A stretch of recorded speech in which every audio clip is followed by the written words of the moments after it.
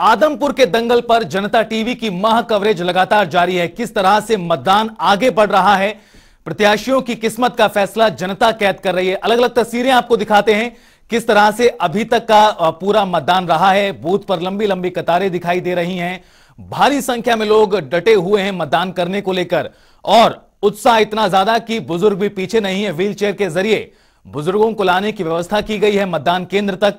महिलाओं में भी खासा उत्साह नजर आ रहा है वोटिंग को लेकर। और इसके अलावा जो बेहद महत्वपूर्ण है, सुरक्षा के कड़े इंतजाम यहां पर किए गए हैं ताकि किसी भी प्रकार की अप्रिय घटना ना हो और मतदान शांतिपूर्ण तरीके से संपन्न कराए जा सकें।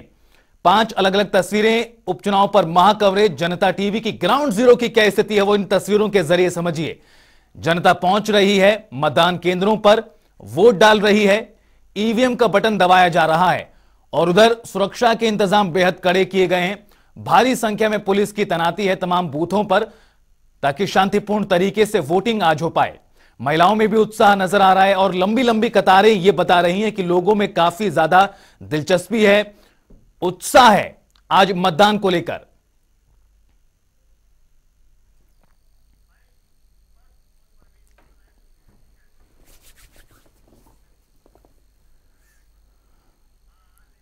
और चलिए अब ज्यादा बातचीत करते हैं। हमारे साथ हमारे तमाम जो सहयोगी ग्राउंड पर मौजूद हैं आदमपुर के दंगल को लेकर। रुख करते हैं स्पर्श शर्मा और प्रवीण का।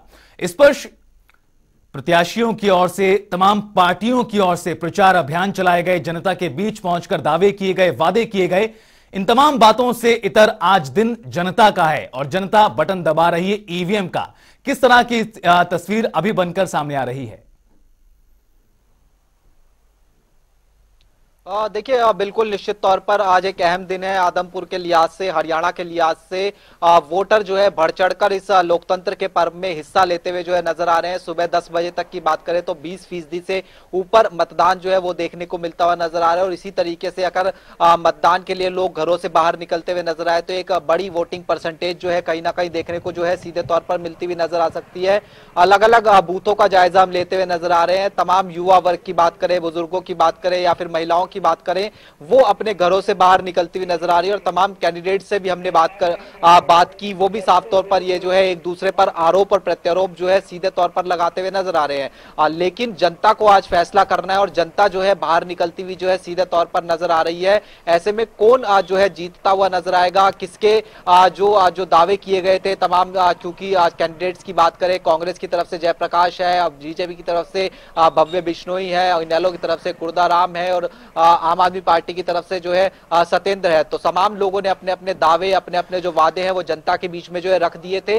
और अब जो है जनता को कहीं ना कहीं फैसला लेना है कि किस तरीके से जनता जो है किसके पक्ष में जो है वोट डालती हुई नजर आएगी। लेकिन फिलहाल बात करते हैं तो आदमपुर में हम जगह जगह देखते हुए नजर आ रहे हैं कि लोग घरों से बाहर निकलना शुरू हो गए हैं और जो कतारें हैं वो मतदान केंद्रों पर देखने को मिलती हुई नजर आ रही हैं। बिल्कुल स्पर्श, कतारें लगातार अलग अलग बूथ केंद्र से जो तस्वीरें सामने आ रही हैं उसमें दिखाई दे रही हैं। प्रवीण भी हमारे साथ लगातार जुड़े हुए हैं आदमपुर को लेकर। प्रवीण, ठीक है, तमाम मुद्दे हैं जिसको लेकर जनता आज वोट कर रही है। प्रचार अभियान भी बहुत तेज गति से चलाया गया था, लेकिन आज जो जनता पहुंच रही है मतदान करने के लिए, उसके मन में क्या है? कौन से ऐसे मुद्दे हैं? क्या विकास कार्य मुद्दे रहे हैं इन चुनावों में, या फिर इसके इतर कुछ और चीजों को लेकर मतदान आज किया जा रहा है? कहना चाहूंगा जो विकास कार्य के जो मुद्दे हैं वो तो जनता बोल ही रही है, क्योंकि पिछले कई सालों से जब कुलदीप बिश्नोई जब दूसरे कांग्रेस में थे तो उस दौरान ज्यादा विकास नहीं हो पाई। तो ऐसे में जो कई तरह की समस्याएं हैं उनकी अभी तक दूर नहीं हुई है। तो ऐसे में लोग विकास तो चाहते हैं। जो चौधरी भजनलाल परिवार से जो जुड़े हुए थे लोग, उनका यही कहना था कि चौधरी कुलदीप बिश्नोई उसमें थे कांग्रेस में, जिस कारण इतना विकास नहीं हुआ। तो उन्हें अब लगता है भव्य बिश्नोई लड़ रहे हैं तो कुछ बीजेपी से उन्हें आस दिखती है कि कुछ ना कुछ यहाँ विकास होगा। तो वैसे अगर जातीय समीकरण की बात करूं तो यहाँ अगर तीन जाट समुदाय के लोग अगर एक बिश्नोई से, तो ऐसे में जातीय समुदाय कितना फैक्ट करता है उसमें। अगर एक यही कहा जा रहा था कि अगर एक जाट जीतने वाला हो प्रत्याशी तो उसकी तरफ भी रुझान ज्यादा हो सकता है।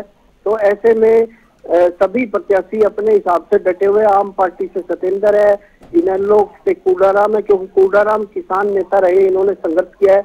और आपको बताना चाहूंगा कि तीनों ही जो नेता है कांग्रेस से ही निकल कर आए हैं, जो चुनाव लड़ रहे हैं। तो ऐसे में जनता का देखना होगा, जनता अपना किसको वोट देगी। तो ऐसे में अभी तक जो मैं बालसमंद के यहाँ मौजूद हूँ, यहाँ वोटिंग लगातार चल रही है और सुरक्षा के पूर्णतः इंतजाम किए। जहां भी कोई पुलिस को लगता है कि अननोन व्यक्ति उन्हें बाहर निकाला जा रहा है। जी ठीक है प्रवीण, बने रहिए आप हमारे साथ। इस पर जिस तरह से प्रवीण ने कहा कि मुद्दे कई रहे हैं, विकास कार्यों को लेकर भी बात की गई थी, लेकिन इसके अलावा भी आदमपुर के दंगल में कई बातें उठाई गई। कौन सा प्रत्याशी स्थानीय है, कौन सा प्रत्याशी बाहर का है, तमाम प्रत्याशियों की ओर से, तमाम पार्टियों की ओर से बातें उठाई गई।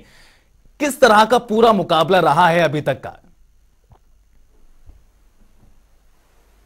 देखिए, हम सुबह से अलग अलग कैंडिडेट से जो है बात करते हुए जो है नजर आ रहे हैं। सबसे पहले अगर बात करें कुलदीप बिश्नोई की, चूंकि उनके बेटे मैदान में है, तो वो कह रहे हैं कि जयप्रकाश को उन्होंने हराया था और एक बार फिर से जो है भजनलाल परिवार की तीसरी पीढ़ी जो है जयप्रकाश को हराती हुई जो है नजर आएगी। ये इतिहास जो है दोबारा दोहराया जाएगा, ये जो है वो दावे करते हुए नजर आ रहे हैं। लेकिन जब दूसरी पार्टियों के उम्मीदवारों से बात की जाती है तो साफ तौर पर ये कहते हैं कि एक तरीके से एंटी इनकम्बेंसी जो है वो भजनलाल परिवार के खिलाफ जो है आदमपुर में देखने को मिलती हुई नजर आती है। जिस तरीके का विकास आदमपुर में होना चाहिए था, उस तरीके का विकास जो है आदमपुर में नहीं हो पाया था और इसके कारण जो है जनता जो है दूसरी पार्टियों को मौका जो है वो देती हुई नजर आएगी। और इससे पहले भी हमने देखा था कि जब हम हरियाणा के पूर्व मुख्यमंत्री भूपेंद्र सिंह हुड्डा या फिर अन्य नेताओं से बात करते थे कांग्रेस के, तो ये कहते थे कि कांग्रेस की जो सीट थी उस पे वो जो लोग हैं वो जीतते हुए जो है नजर आते थे, ना कि भजनलाल फैक्टर जो है वो पूरी तरीके से जो है दरकिनार करते हुए नजर आते थे। तो ऐसे में अब चुनौती जो है तमाम पार्टियों के सामने जो है बड़ी देखने को मिलती हुई नजर आ रही है। क्योंकि अगर हम बात करते हैं जो पिछले दो उपचुनाव हुए थे उसमें एक में कांग्रेस जीती थी, एक में इनेलो जीती थी, तो बीजेपी के सामने बड़ी चुनौती है कि वो इस उपचुनाव को जीते और आने वाले चुनाव की तैयारी का बिगुल जो है यहाँ से फूंकती हुई नजर आए। कांग्रेस के सामने चुनौती ये है कि जो एक नई टीम कांग्रेस ने गठित की है, एक अध्यक्ष 4 कार्यकारी अध्यक्ष वाली, उसमें कई नेताओं की नाराजगी जो है अंदर खाने देखने को मिलती हुई नजर आ रही थी। तो वो किस तरीके से नाराजगी दूर होगी और इस उपचुनाव की जीत का असर किस तरीके से आने वाले समय में कांग्रेस पर पड़ता हुआ नजर आएगा, ये महत्वपूर्ण रहने वाला है। इसके साथ साथ आम आदमी पार्टी एक हरियाणा में अपनी पैठ बनाने की कोशिश करती हुई नजर आ रही है। पंजाब में जिस तरीके से चुनाव हुए, आम आदमी पार्टी की सरकार बनी, तो वहां पर आम आदमी पार्टी क्या हरियाणा में कोई अपना छाप छोड़ती हुई नजर आ सकती है, यह महत्वपूर्ण रहेगा। और इनेलो जो पिछले लंबे समय से प्रदेश की राजनीति में कोई ऐसा बड़ा कारनामा नहीं कर पाई है, एक केवल अगर जो एलनाबाद उपचुनाव की बात कर दे, वहां पर अभय चौटाला जो है जीतते हुए नजर आए थे, तो वो किस तरीके की छाप जो है छोड़ती हुई नजर आ सकती है, ये भी महत्वपूर्ण रहेगा। तो तमाम पार्टियों के सामने अपने अपने आने वाले भविष्य के तौर पर अगर बात करें तो एक लंबी चुनौती जो है देखने को मिलती हुई नजर आ रही है। लंबी और जीत किसकी होती हुई बड़ी नजर आएगी, चुनौतियां जनता जो है सभी पार्टियों के सामने खड़ी हुई हैं। मतदान का आज दिन है, प्रचार चला है। बहुत बहुत शुक्रिया स्पर्श आपका इस तमाम बातचीत और जानकारी के लिए। उधर हमारे साथ सदलपुर गांव से हमारे सहयोगी रमेश कुमार जुड़ गए ज्यादा बातचीत के लिए। रमेश, किस तरह की स्थिति इन बूथ केंद्र पर है जहां पर आप मौजूद हैं, लोगों का क्या कहना है, तस्वीरें भी दिखाएं। देखिए, बताना चाहूंगा कि इस वक्त हम जो सदलपुर गांव में खड़े हैं, जहां 28 और 29 नंबर बूथ बनाए गए हैं। मैं अपने सहयोगी को कहूंगा कि दिखाएं एक बार कि किस प्रकार के यहाँ पुख्ता इंतजाम जो किए गए हैं बूथ पे, और जो लोग हैं लंबी लाइनों में लगकर यहाँ वोटिंग कर रहे हैं। अब तक 550 के करीब जो यहाँ मतदान संपन्न हो चुका है। वहीं अधिकारियों का कहना है कि अब तक शांतिपूर्ण मतदान जो यहाँ हुआ है, विकास के नाम पर जो लोग यहाँ इस बार वोटिंग कर रहे हैं, लोगों का कहना है कि कई समय से जो यहाँ ढानियां थी उनके रास्ते नहीं बने, और वहीं जो पीने के पानी की भी यहाँ समस्या है। महिलाएं भी जो बढ़ चढ़कर भाग ले रही हैं। कुछ लोग हैं, उनसे जानेंगे कि किन मुद्दों को लेकर जो यहाँ वोटिंग कर रहे हैं, किन मुद्दों को लेकर आप वोटिंग कर रहे हैं, क्या मुद्दे हैं, किन मुद्दों को लेकर आप वोटिंग कर रहे हैं? मुद्दे तो क्या है, समाज के मुद्दे हैं, तो आम जनता के काम के लिए। अब तक क्या समस्याएं आ रही थी आपको? समस्याएं जो काम होते हैं वो तो होते हैं। अगर यहाँ रोजगार की बात की जाए तो किस तरह का रोजगार अब तक मिला है, और आगे क्या मांगा? जिस तरह वोटिंग कर रहे हैं तो आगे किस तरह का नेता आप चुनना चाहेंगे? जो विकास के ऊपर चल रही है, नेता कोई भी काम करने वाला होना चाहिए। आप बताएंगे जी क्या है? काम का विकास करने वाला होना चाहिए, कोई भी नेता हो जाए। काम का विकास पीछे पूर्व में जो अब रहे हैं कुलदीप बिश्नोई यहाँ से विधायक थे, इस्तीफा देने के बाद अब दोबारा उपचुनाव हो रहे हैं, तो किस तरह विकास हुआ यहाँ हुआ है? कुलदीप बिश्नोई ये कोई भी हो जाए। बिल्कुल रमेश, जाहिर तौर पर तमाम पार्टियों के उम्मीदवार मैदान में हैं, लेकिन आज दिन जनता का है, आज प्रत्याशियों का दिन नहीं, आज दिन जनता का है। उस जनता का जो बटन दबा रही है, लगातार ईवीएम का वोट कर रही है और फैसला 6 तारीख को होगा। इस संदर्भ में देखेंगे तमाम तरह की बातें उठाई गई हैं, मुद्दे रहे हैं, जनता किन मुद्दों को लेकर आज वोट कर रही है वो भी समझ आ रहा है। लेकिन रमेश, कहीं ना कहीं आज का उपचुनाव बेहद दिलचस्प अन्य उपचुनावों के मुकाबले भी है, क्योंकि ये सीट हॉट सीट है और इस लिहाज से काफी दिलचस्पी इन चुनावों में है। लोगों की निगाहें टिकी हुई हैं। यहां के नतीजे आने वाले चुनावों में किस प्रकार से असर डाल सकते हैं, इसको लेकर भी बात करें।